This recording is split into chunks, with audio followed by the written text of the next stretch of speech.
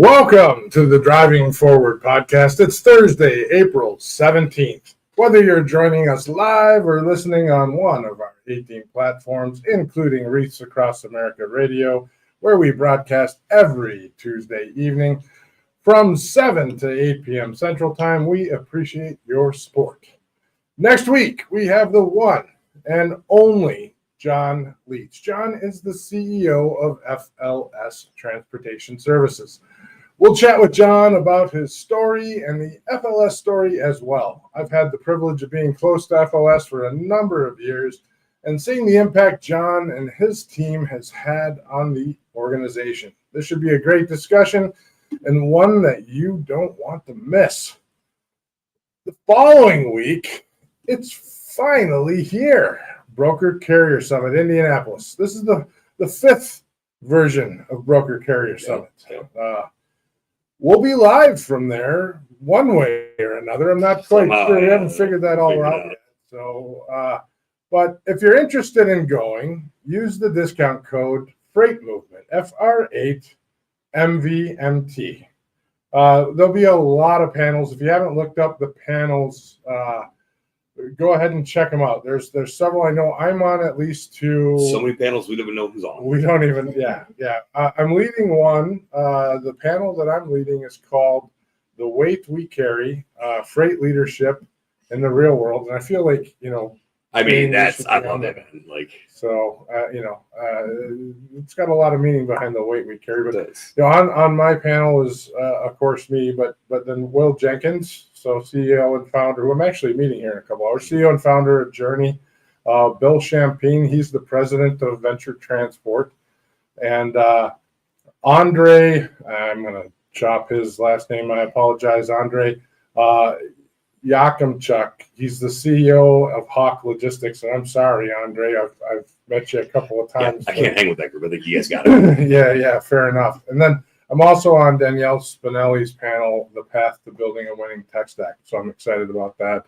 I'll be up with the board. We'll do I think we'll actually address the early part of the summit versus the very end, like we usually do. Oh, well, that's good, because, everyone's gone usually by the time we're up there. Right.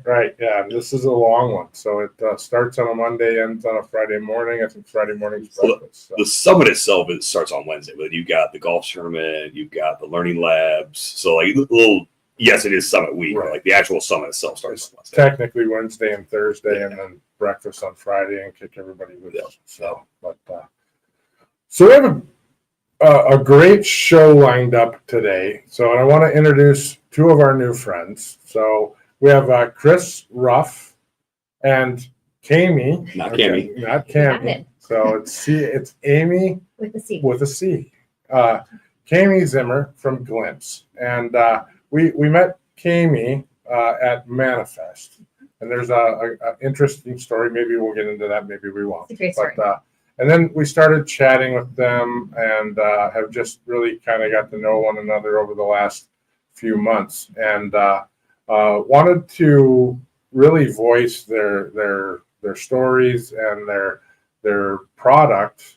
The last couple of months have been interesting, and you guys have a unique story and really somewhat of a unique product, something different. And when we look at things and see something unique, we want to bring that out and let everybody know. So happy to have you guys on the show. And why don't we start out and have you guys tell us a little about yourself.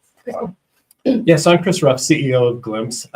Spent most of my career in the wireless industry, including a stint where I helped connect cars to the internet to provide content and services. It's really early days of what we have to drive themselves. God, yeah, exactly. I can't claim that. I can claim getting iHeartRadio and other things into the car, things like that. So we added some value. Joined Glympse about 7.5 years ago. Glympse has a long path behind itself.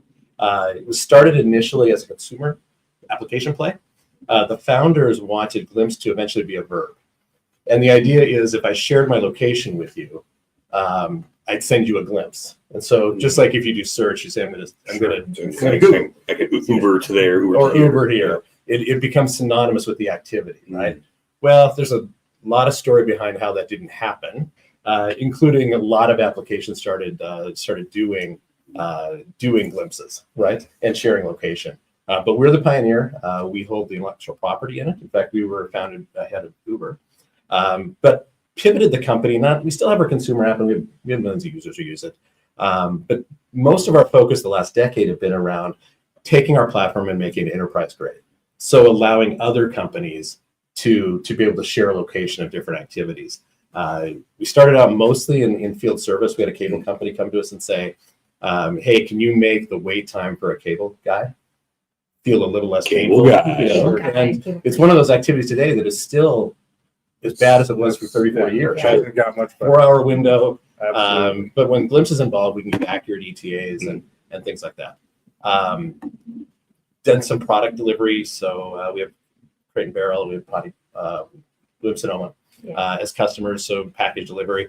And now we're looking at expanding sort of into supply chain and other forms of logistics. Most of our background has been last mile stuff, but we think there's good opportunity in some of the middle mile, just to provide visibility to what. Boo! That word. Yeah, the word is tough because it means something better, or not better. It means more accurate in each industry. Yeah. So we're really talking about being able to pull together multiple activities from multiple platforms, carriers, things like that, and allow for accurate ETA, map visibility, that sort of thing with the company. So we actually went to Manifest when we saw you all at Manifest, and we learned very quickly that everyone in the industry uses the word visibility. So we quickly had to try to pivot from using that word, because I think everyone does use that word.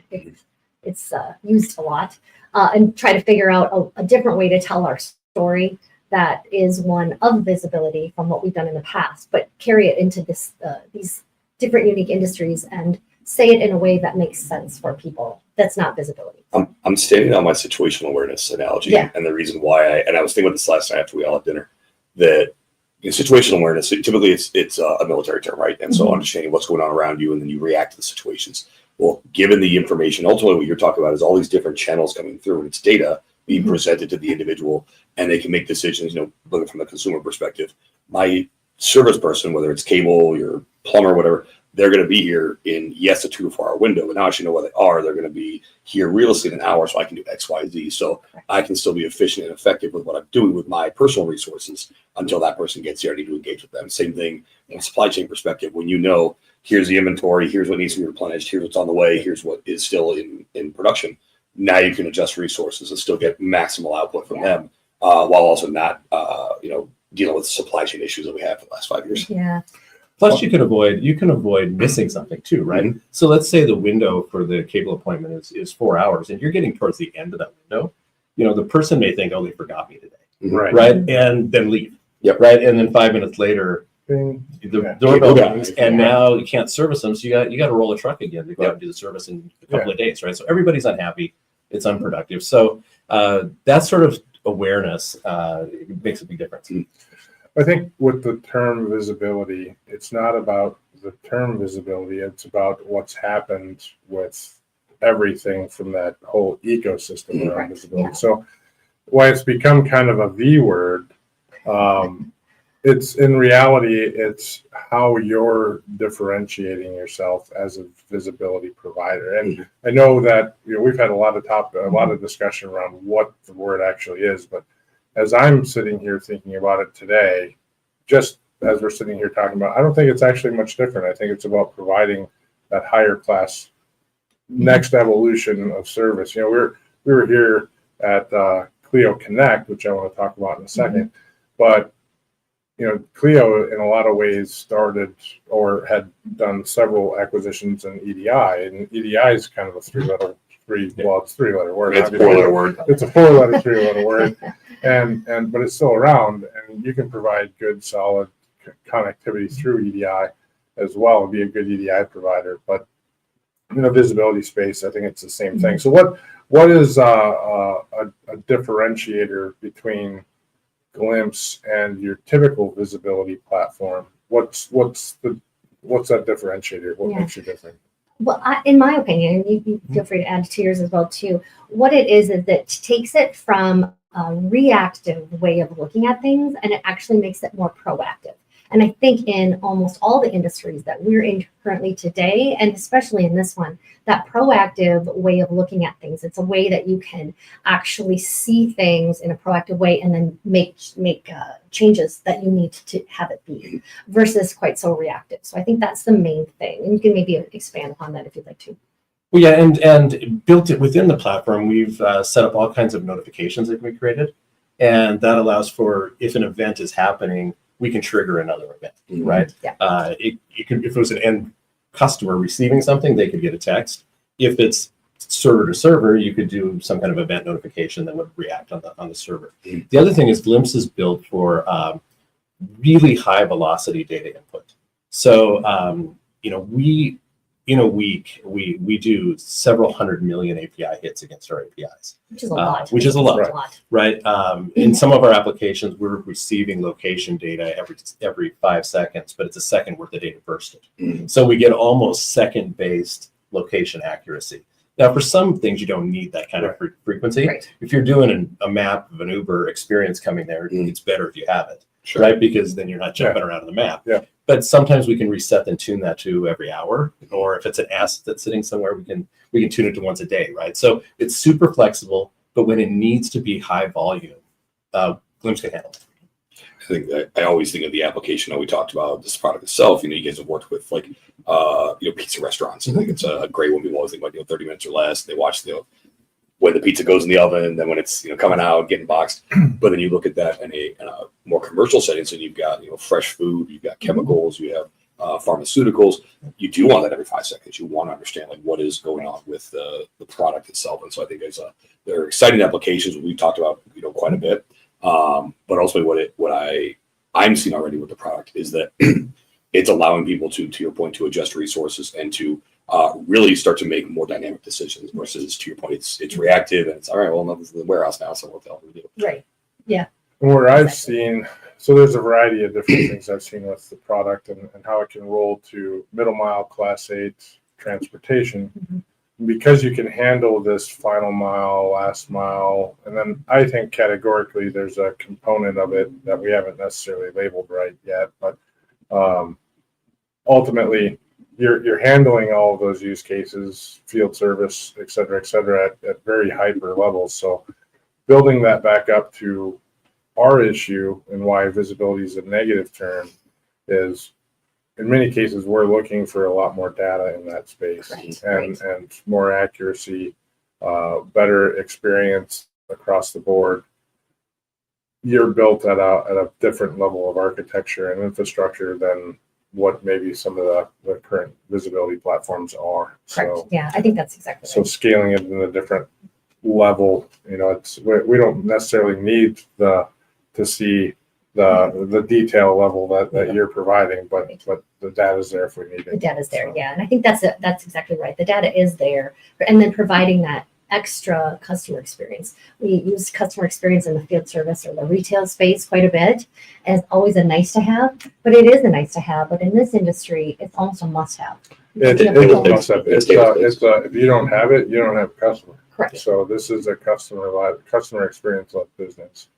It is absolutely table stakes. So the other thing that makes this industry so much more complicated is the amount of partners that have to come together to deliver, right? Because nobody owns 100% their distribution or their warehousing or their trucking or all of that stuff, right? And so you're going to deal with multiple partners to fulfill one order potentially, and so being able to have a way of getting that information proactively so that it can be then coordinated and aggregated together to give to someone.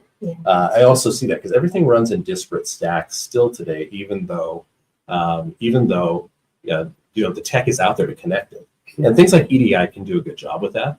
And EDI has been around for so many years. Longer than me. I remember selling healthcare software in the United States. Yeah, it's been around a long time. So there's ways to do it, but at Glympse we kind of stay in our lane, right? We've gone very horizontal so we could be the best at what we are, as opposed to, we're not trying to do fleet management. We're not trying to do all kinds of other things. We just want to be this kind of company that's Here's your data. You do the things you want to do. Yep. Well, and you had said there's all these different components that are out there and pulling it all together. And from a visibility standpoint, if you're a provider, you can offer that provider the visibility to that whole chain. Mm-hmm. So to everyone involved in that chain, as long as you can connect the chain, basically. Right. So, Exactly right. so that's another differentiator. So as we're talking through these things, it's a different scale. So, which kind of leads me to the next question. I think we'll actually use the Cleo discussion to come out of our break.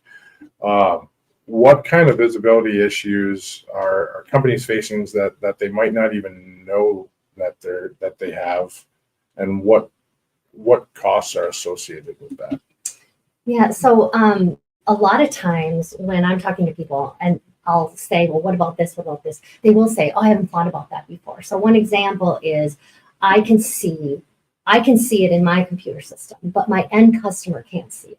And I'll say, well, don't you think that your end customer would want to know rather than just having you know and maybe pick up the phone, right? So once again, it's operational. It's a nice to have.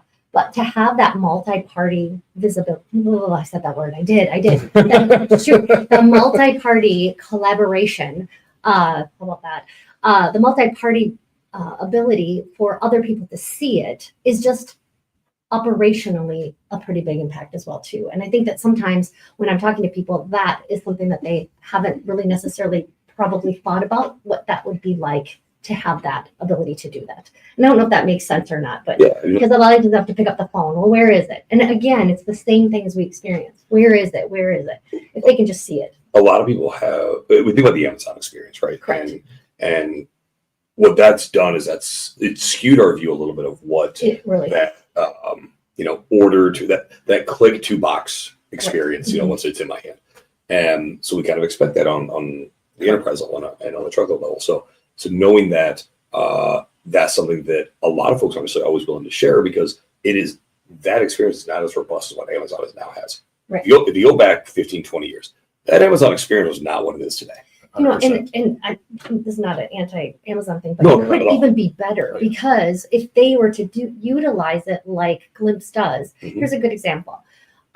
My kids have always had like a prom. It's prom season right now, right? So prom comes, and I don't know how many times one of my kids was waiting for a dress that was supposed to be here on Saturday. The pictures are at 2:00, or a bow tie that needs to be here. And I'm like, they keep asking me, well, when's it going to be here? I'm like, it will be here on Saturday. Okay, I know it's going to be here Saturday. However, pictures are at 2:00, so that they're like, well, then they would go online. They would see that the truck was in, say, St. Paul. Yep. They're like, well, let's go get it. I'm like, no, we It's can't not just that go way. get it. But if they would have a peace of mind, if they would know, hey, it's going to be here. I could see it on the way, right? And so that Amazon experience could get even better. Oh, yeah. With Glympse, but look Sure, up Amazon. sure. Yeah, there you go. There you go. In some cases, they have that data, and in some cases, the data that's being shown is Yeah. not the actual data. That's No, they really don't want you to they go don't want track you- down that truck, and I get Yeah. that. But I'm telling you, my kids didn't. Yeah, They were yeah, like, fair enough. Let's go. To let's that go get it. point is why they don't want to give you that. Correct. data. Some- But I'll tell you, if you look at, like, I don't think you guys order groceries or not, but Mhm. I order groceries from Walmart, and that I know what my stuff's being shopped for. I know when it's on the way. That's exactly right. I get the Yeah, alert. no, It'll Yep. be here in 10 minutes or whatever. So yeah, it's that's a different experience. It is. what you want. And to be honest with you, in the truckload application side, that's truly what I think most shippers truly want. And we work with a lot of different companies, and to just make that a seamless experience across the board would. And I think in some cases there's been a lot of desire to get to that. Correct. So I think that's certainly an ask. Mhm. Well, we talked about it. Well, you warehouse. weren't on the panel. You weren't there on the Yeah. panel, but we talked about it on the panel. In some cases, some customers are asking for immediate response times Correct. now on things. And when you look at like a 214, an EDI 214, which is a update, the load update, and when I was Those take 45 minutes.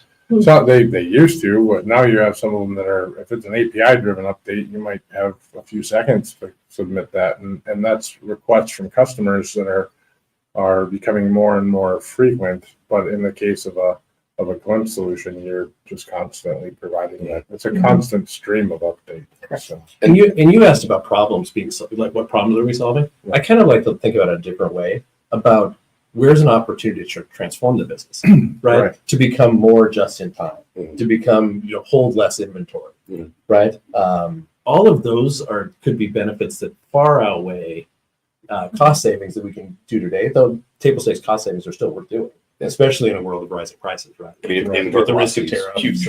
Yeah, but there's also ways to transform the business if you can have more high fidelity awareness. You get different output from the resources you have. You look at a warehouse, right? You have 4 trucks that are on the way, and Nate is the 4 o'clock appointment, but he's tracking early, and Robert is on 294, and I'm stuck in an accident, and then we have our team drivers that are coming in, and Cami's checking in, and hey, we're here, and we're 5 hours early. Well, all the information is through a platform like a Glympse, then you work with someone like a Q who can do dynamic appointments sitting in a warehouse. Everything switches around, so no one misses a beat. I'm not penalized, even though I'm late. It's nothing that's within my control. Yeah. And to your point, the inventory continues to flow, continues to move, and it's not this adversarial type of relationship between providers, warehouses, and shippers. So it's again a lot of unique ways to look at it, and people have talked about this whole dynamic concept for quite some time, but to get the information to the actual decision makers, that becomes the concern. But hey, there's options now.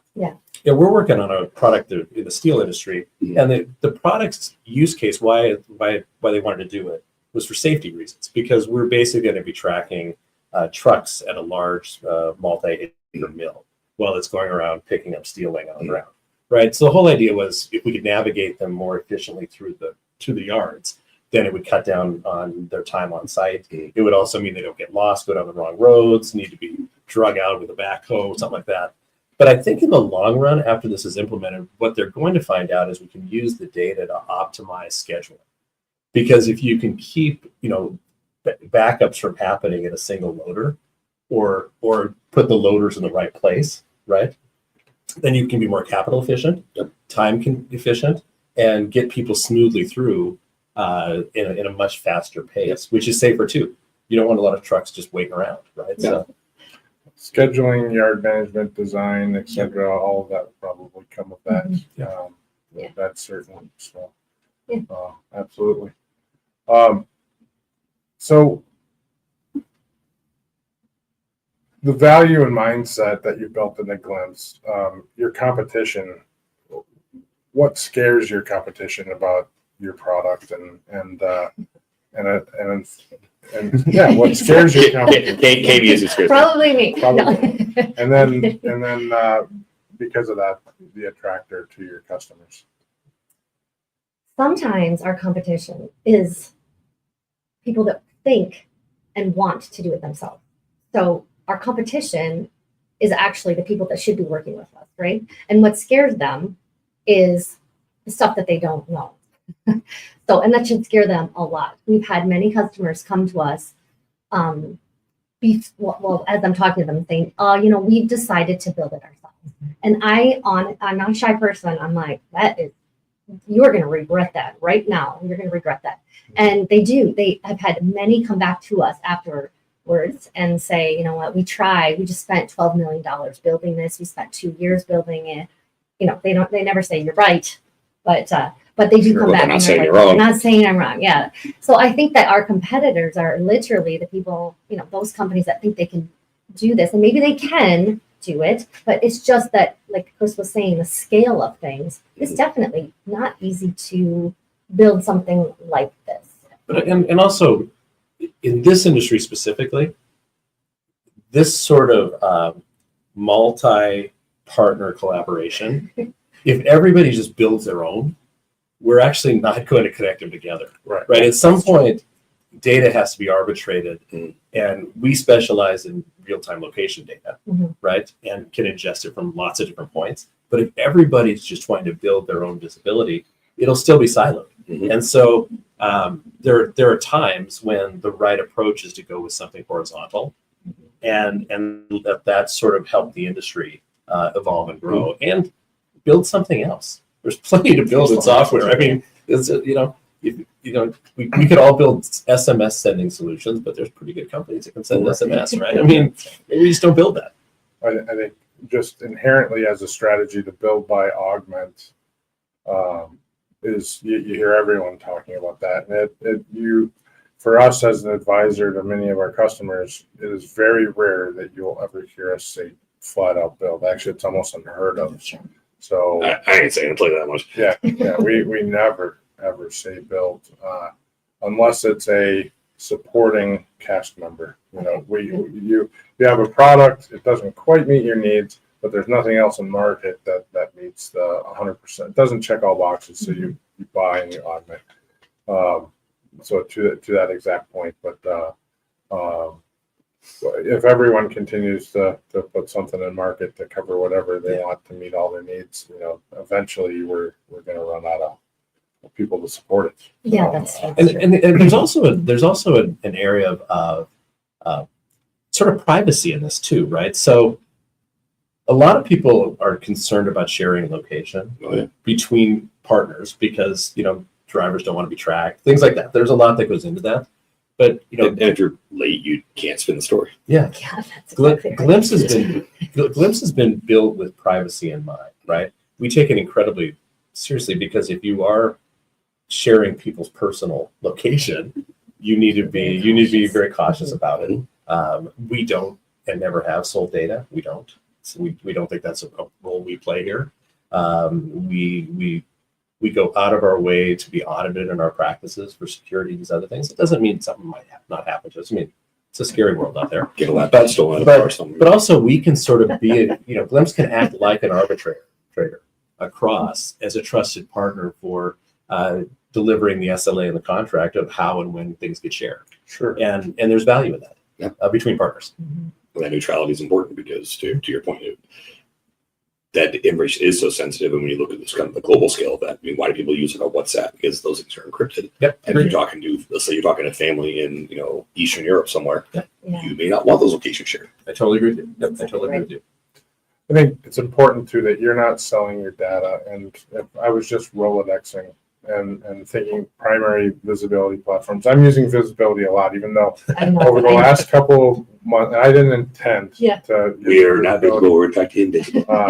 Until we started, and I'm, and we'll talk after on why, but and then we may not use visibility after that. So, but regardless,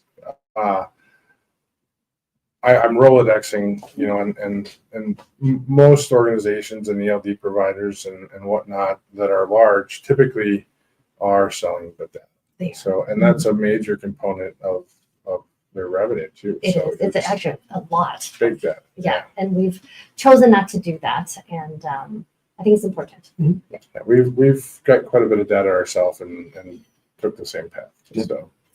I think it's also important because it keeps you focused on when you make a business decision, it's a business decision for your customer and not about collecting the data, aggregating the data into some sort of decision-making pool or selling it so someone can do analysis on whatever sort of movement or traffic data, et cetera, et cetera. To be clear, we're not knocking that. This is simply a business decision by both organizations. Right. Totally agree. Yeah. And in fairness, and I people have to sell data, or else we can't get the data we need to help run our business, right? I can't get traffic unless somebody's providing that data to the people we get traffic from. So it's not selling data is not a dirty thing. No, it's just a business practice we've chosen to do. And very likely where you're consuming the location of your data from, those people are selling that data. So I mean, not always, but very same thing in our case. So.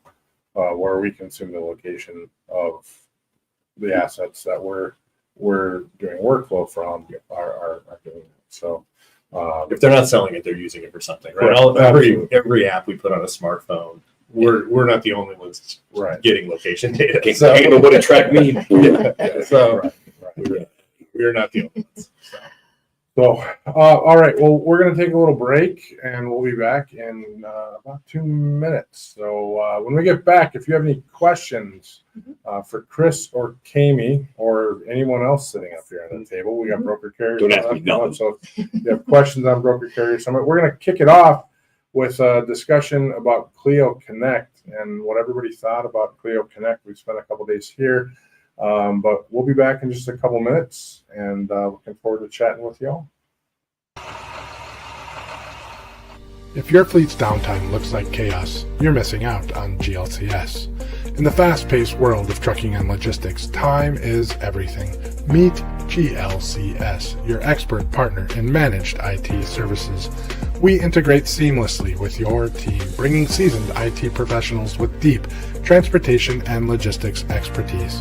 Imagine your software updates running smoothly, complex issues resolved quickly, and operations humming with efficiency.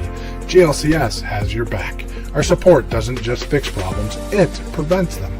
With our industry connections and proactive approach, we keep your trucks rolling and your brokers working. Think of us as the added resource your company needs to unleash its full potential. Visit glcs.net today and keep your business driving forward. GLCS, where efficiency meets expertise.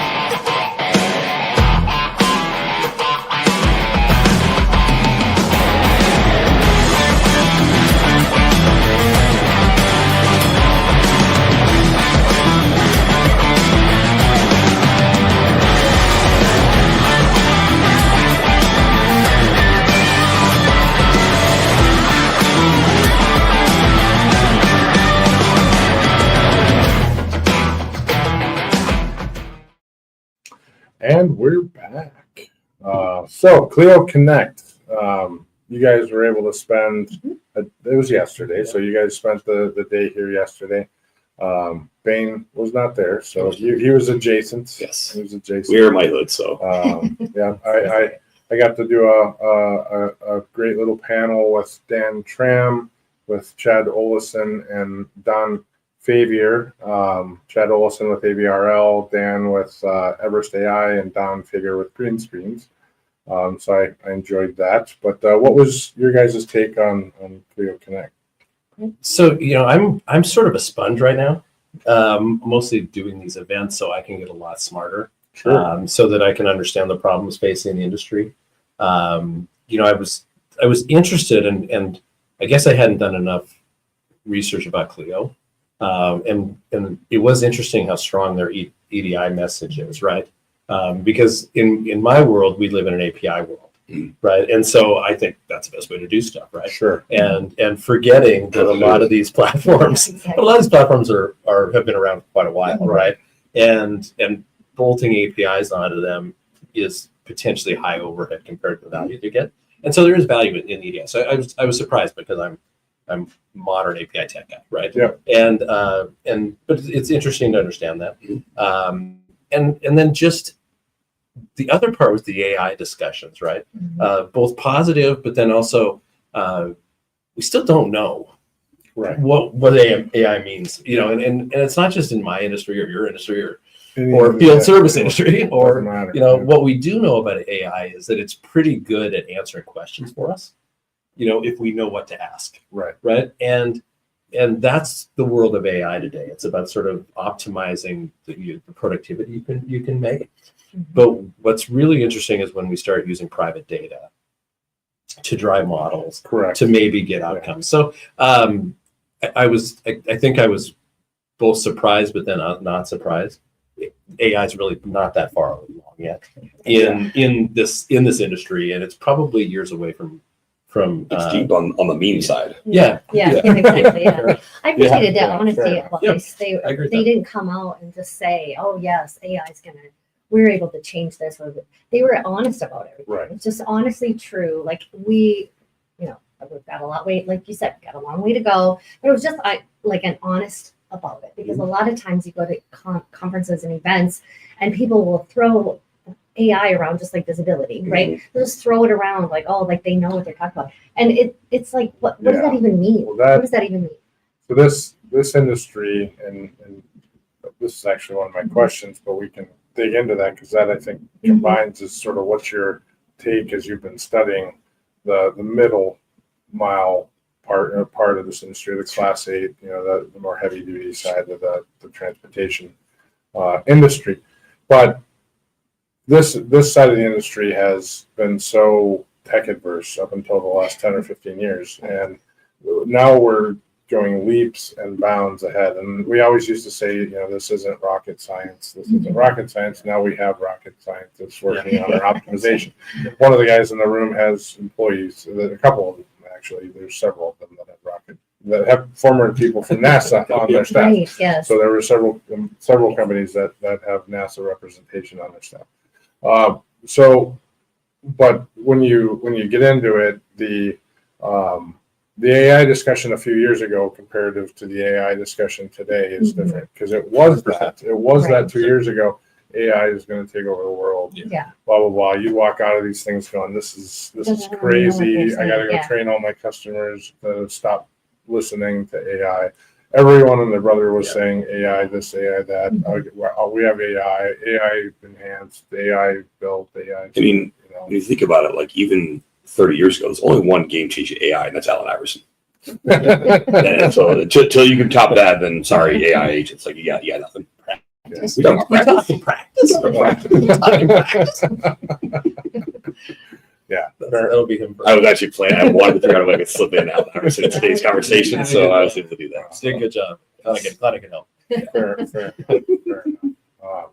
So, and to the EDI standpoint, the amount of you have a lot of legacy in any industry. You have a lot of legacy solutions that haven't come forward with great APIs, and that's where the Cleo product and many other products are still struggling, is just the API processing and the high volumes of data just haven't figured that out yet. And frankly, the APIs, when they may have an API that should be able to handle that amount of data, but it just can't. Yeah, so yesterday, and I don't remember which talk, I think it was with the head of product and the CTO, and he mentioned they were doing 5 million. Was that AP, Rohit with yeah. Saya?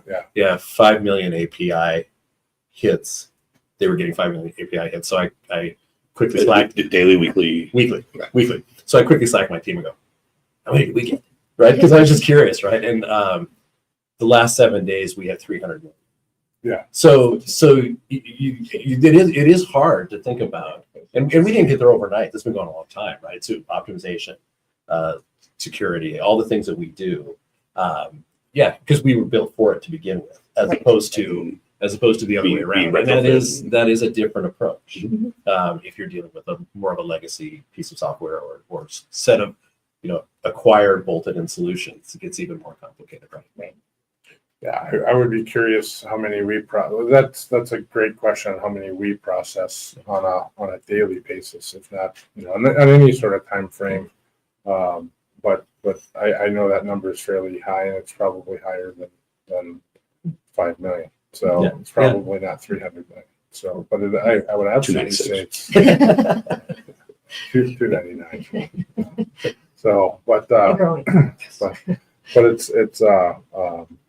I mean, regardless, we encounter a lot of scenarios where just simply the APIs are not there, which is that evolving industry side, and it is just simply because of the legacy software providers, and they're working on it but in the same hand, they're losing market share because new providers are coming up and taking market share, and they're providing things that do work well. So Yeah, we spend a lot of time, most of our customers are relatively large enterprise customers, right? Right. And all of them have some level of legacy software within them. Mhm. And, part of the challenges we face is, educating their tech teams on the right way to have integrations happen. Like who should be pulling and who should be pushing. Because, if it's the kind of data that pushing's better, but they can't support it, now you're building a messy integration where we have to pull, which means we're banging on their front door and waiting for a return that may not exist, right? Right. And so that's part of the challenge I think we all face as we're trying to help people modernize their stack, is getting them to understand, if you would just spend 2 days doing it this way to give us the data, it would be much more efficient, lower cost, more highly resilient. But we're challenged with that, and especially when you're dealing with legacy software and legacy things, for sure. So you have been studying, to finish off the question, because we kind of edged into it a little bit. So you have been coming to these events and studying this side of the industry, but what's your other takeaways on it? We sort of touched on the data side a little bit here, but other pieces. It's a highly fragmented. Yeah. Highly fragmented data, highly fragmented systems, which I think just moments ago you mentioned that some of these industries over the last 10 years have been sort of drug in to technology, which then kind of makes sense that that's where it's at. And in the old days when business moved slower and expectations were lower, I think that was fine to have these pillars, right? Because a lot was done manually. Probably spreadsheets held a lot of stuff together, as opposed to dashboards. And the most powerful TMS in the world is Excel. Yeah. So I heard, I think somebody was joking about we can find a move past Excel yesterday in one of the meetings, right? So probably not. Probably not. But I was surprised. I was surprised about that, but in hindsight, I shouldn't have been surprised, right? Because a lot of industries that are, not brand new, or let's say brand new startup who redefines an industry, it means that there've been a lot of innovation slowly over time to meet. It's like they built a hammer to hit a nail, and everybody then went and built their own hammer and nail, and maybe they all look a little different, but the nail gets in, right? And that's the point. So now there's a ton of hammers. But now the other issue is that if all you have is a hammer, everything's like a nail. Right. And it's not necessarily the case. Yeah. I think it's been fun, just even 2000, and but it is fun. I think just 2025, I've noticed more inbound questions, more inbound, dare I say, leads for companies contacting us that probably were not there a year ago. And so as I look at this industry, I'm seeing a bit of almost like a shift in attention, looking for solutions, I guess, and inquiries and asking questions on this, and probably just in the last 3.5 months. So, I don't know if it's timed around various different things going on in the world, or if it's just time, or if it's the economy, or. I think when things compress and become more difficult, people start looking for new ways of differentiating themselves. And we talked about it earlier, customer experience is a table stake, but you always have to strive to do something different, something better, something newer. Yeah. And if you're not looking for that, there are organizations that are very tech adverse, that are still doing things very old school. Correct. And those organizations, I'll be surprised if they're around in 10 years. And if they are around, they're probably subservient to another logistics organization that's more in command of them. Feeding them. Yes. Feeding them their business. So they're at the mercy to some extent. Today, which is a scary place to be, right? Yeah. Today they are an independent operator that has full control, but tomorrow they will be acquired and will operate as another entity. There's just no way and what they're doing is they'll be able to control costs. They are confusing execution with efficiency. Correct. Actually, that's good. Say that one more time, because that's actually good. They're confusing execution with efficiency. There are plenty. I'll stick with like asset-based providers. They deliver when they're supposed to. They've got great drivers. They're safe, all that kind of thing. And because that piece of it isn't broken, they can go to their customer and go, "Hey, I delivered your stuff. Do you truly need this experience? No, you need your things." Right. And it can be a challenge. You work with somebody for 20, 30 years. I'm not going to fire them because they didn't do a bad job to do the way I wanted to. But we are getting to this critical point in the space where folks will deliver at that same high level, but also provide the experience that shipper is going to be asking for. So for those organizations that maybe, and to be fair, like not a lot of them will see this necessarily, so hopefully it gets out somehow to those. But that is something you cannot confuse. It's like confusing movement with production. These are two very different things. Yeah, and I was even talking at the event yesterday, talking with some of the Cleo staff and a couple of their customers, and that is one of the topics that kept coming up, is just exactly that. So good timing. In the past, it used to cost more to do that. Now, because of cost controls, rates haven't gone up. So you're doing more with less, and it takes technology, it takes efficiency to do that. And those people who have done more with the same have kept their costs the same. And you're eventually going to find that you're operating. I mean, you're just unable to operate. So, and I have some concerns. I mean, I don't know how the whole tariff thing is going to play out. We have great tariffs. They're very wonderful. They're doing their job. I don't know how they're really going to play out. I'm hopeful cooler heads prevail. But even in a 10% across the board tariff, we could be entering an operating environment where, to avoid the end consumer getting it all, it's going to get spread across the ecosystem. Right. Because, and the ways it can happen is, if let's just choose like somebody like Walmart, right, who eventually gets a product delivered to a store that then can be sold. Well, what might have been okay around performance, we've done business a long time, we won't penalize you this time. Now it's we're gonna penalize you, right? Because by chewing the pennies off, right? And and pretty soon that slides through the industry. Roll back those rates. Yeah, and so that's going to be a hard operating environment if you don't have enough technology to be productive.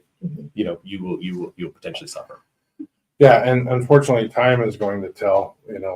On that where we finally end up. I mean, I don't think anyone has any sort of crystal ball on that at all. Clearly, the stock market doesn't know. For some of those that are in that space that are getting penalized, there's a shot clock on their business as well that they may not even realize. Right. Yeah. I mean, we're the transportation logistics right now is seeing a severe yo-yo. I mean, just in the last couple of days, week. So, and that's probably why we're even hearing things, or people have a little bit of extra time or not a little bit extra time, but they have the need to try to look and search for various different things. I think it's because of, you've heard the analogy of the dog on the stoop sits down on the nail. When does it hurt enough for you to get up? That's exactly right. Absolutely. The good news is, for a company like Glympse, entering during waves, like wavy times, it tends to be a good thing. Because I think the other thing we'll see, at least over the next 18, 24 months, is potentially a pullback in major digital transformations. Waiting to kind of think. And I think we're going to see some of those investment dollars going to high value, low cost innovation and picking up some use cases here and there, as opposed to, it's time to move from one TMS to another or something big. I think you see the investment dollars moving there. I actually think the operators are starting to move more. I see more CapEx dollars. I feel exactly. From an expenditure standpoint, there are the people who have survived through this downturn are stable, and they are now saying it is time to move and going somewhere. Now, on the tech stack side, there's going to be less there. There's absolutely going to be less there, but we're actually experiencing a substantial uptick from the operator standpoint. So we're seeing many of them wanting to do more right now than we've probably seen in the last 10 years. That's right. So they're preparing for, I've said this and I'll continue to say this as long as I have a microphone.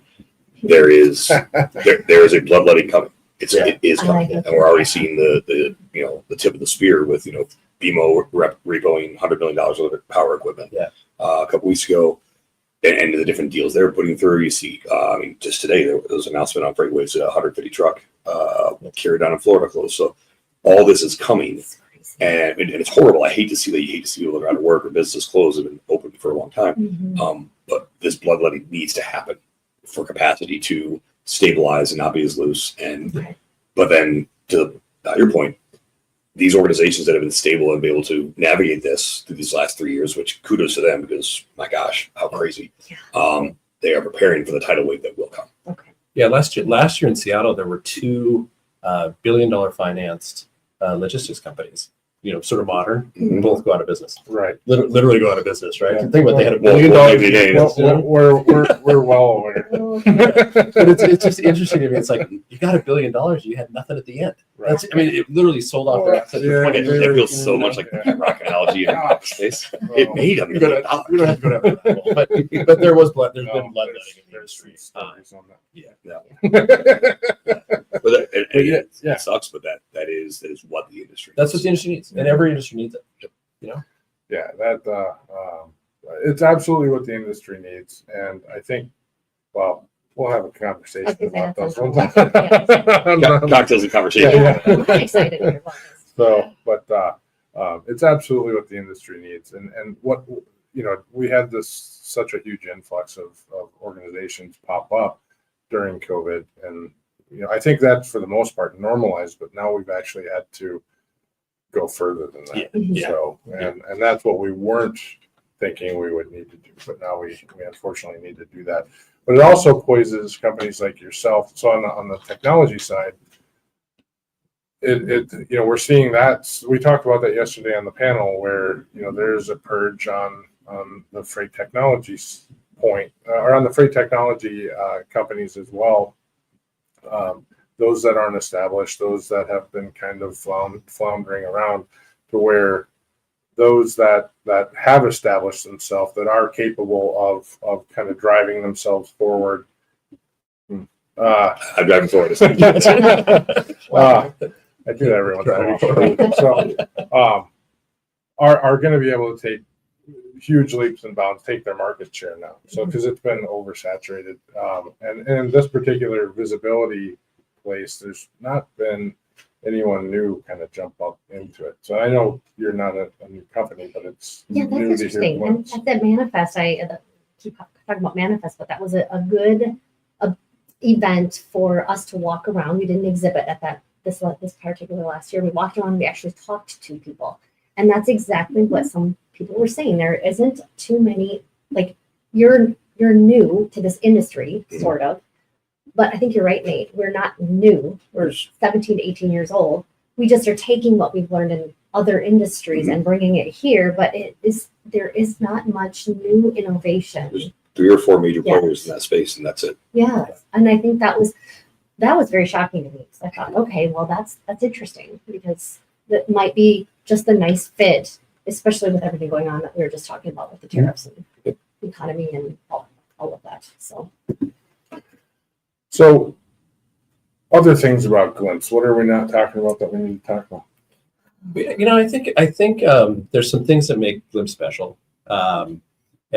Having consumers, that we serve, right? So we're out dealing with real end users, getting support calls. It teaches you a different sort of skill as a company, not just being a tech sprint driven enterprise company, right? So it adds to that. Being in multiple industries is helpful, right? I mean, we're in so many verticals, and yet supply chain touches them all in one way or another, right? But each one has its own language, its own lingo. And part of us moving into this industry is learning what's the difference between a broker, carrier. It's like, those are like, when I hear carrier, I hear wireless carrier. So I'm trying to learn what it all means. But, glimpses in all these different places, we're having lots of different communication, and we learn from each of our customers what's important to them or what pain points they have. And then we can sort of bring some of those best practices into this industry. So. And I think the ability to work with partners. So it's easy to say, when people say, oh, we're partnered with this company, we're partnered with this company. A lot of times people will throw that out there like they do with visibility or whatever the words are. But that is what Glympse was built on the enterprise side, is to partner with companies so that they don't have to reinvent the wheel, and then we don't have to add on all the stuff that goes with it. And so that partnership approach, even partnering up with you all on this, like that partner approach is taken very seriously. I lead the business side, so I own this, right? Thanks, you help me as well as the CEO, but that partnership approach to have a win-win-win, a win for us, a win for you all, and then a win for the very end customers. It's just a uniqueness to Glympse that we don't always probably talk about enough, but we take it pretty seriously. Thanks for giving us a glimpse. That's right. Yeah, the other thing is sort of an interesting that one of our customers, we're supporting them in field service in 130 countries with a Glympse experience in about 36 languages. Mm-hmm. And so, we're a global company, even though most of the conversation on supply chain is we're talking about it in U.S. North America. Yeah. As the world evolves, we're already built out broad, much further than a lot of companies our size. Mm-hmm. Yeah. So we've had to learn to be scalable, but we couldn't have done it if we weren't hyper focused on just being really good at what we do and not keep trying to add nice to have stuff all over the place, because it would just be too much software and too much support. No, few folks like that. Too much headache. So Yeah. A few of them. So, Yeah. well, Correct. fair enough. So if this discussion that we just had sticks with anybody, what's the one thing that you hope that they're going to do differently because of our discussion here today? good question. I'll let you take that, Mr. CEO. That's a good question. I'll say. Go ahead. To actually start to think about other Well, ways. I'm going to interrupt it for a second. So she hands you that question, and then I she know. took it back. I know I did. So Fair enough. It's your question, Cami. No, you go. Oh, no, I screwed that one up. Sorry, that's on me. Nate yanks it back. No, I would say, the time is right to begin thinking about how to connect your partners better to you and to their customers. And if you could do one thing to create a collaborative, multi-party view of what's going on, talk to us about how we do it and think about it, because, a solution like this could be stood up in weeks and months, not months and years, right? And you can POC it and you can get out ahead of it and you can test it. And because we're purposely built, there's not a lot of customization we're going to have to do. And so it's not like it's a big lift to do some testing. And we think we can really impact businesses by every degree of fidelity. It doesn't have to be every second, but having access and sharing that information easily to your partners or maybe even the end customer. I'm just gonna say ditto. Ditto. I love that, and I don't know, we're coming up on time here, but Nate, you and I were talking. You just finished Extreme Ownership, Jocko Willink's book. I don't know if you all have read that or not, but highly recommend. One of actually my pillars of operations is Extreme Ownership, and there's a very particular scenario in that book where he's talking about what he does. He breaks it down in 6 different scenarios, and each one is shown 2 sides: one in the theater of business, one in the theater of war. Obviously, the consequences of both are very, very different. But he's talking about one in the theater of war where he didn't feel right about a decision. He needed more information. He kept asking. Everybody said, "No, you have everything." "No, we don't. We don't have all the info.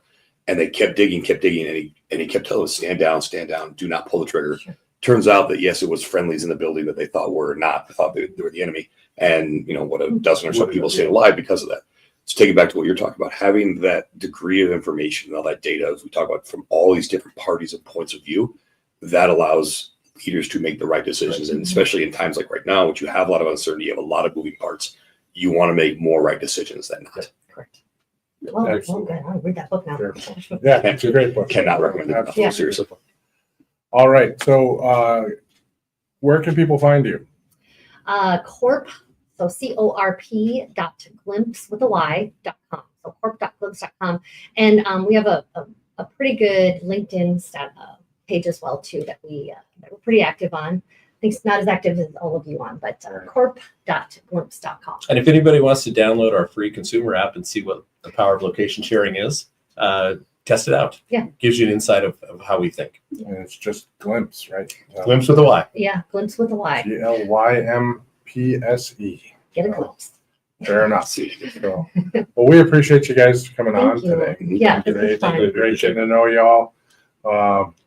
Once again, don't forget Broker Carrier Summit coming up 2 weeks. So yeah, got the shirt on. Got the For shirt now. on. Indianapolis. Use the freight movement code FR8 MVMT for a discount. If you haven't signed up yet, attendance looks pretty solid. I think 500-ish or so. Throw it out there again. If we get a 750, I will be shaving the beard on stage. Oh my gosh, let's go. This has been dangled out there for Every single one. 2+ And years now. so. This is probably the closest we've gotten this far out So- to the goals. So yeah, because the last couple of weeks, there's always a ton of Mhm. people that pop up. So we'll see where it goes. We'll see where it goes. So then we just got a comment from Angelina G. So she says, great conversation. Loves the Glympse consumer app. So Thank you. all right. Well, we'll wrap it up. Stay curious, stay informed, keep pushing the boundaries of what's possible. Until next time, drive forward with purpose and innovation. Thanks for watching.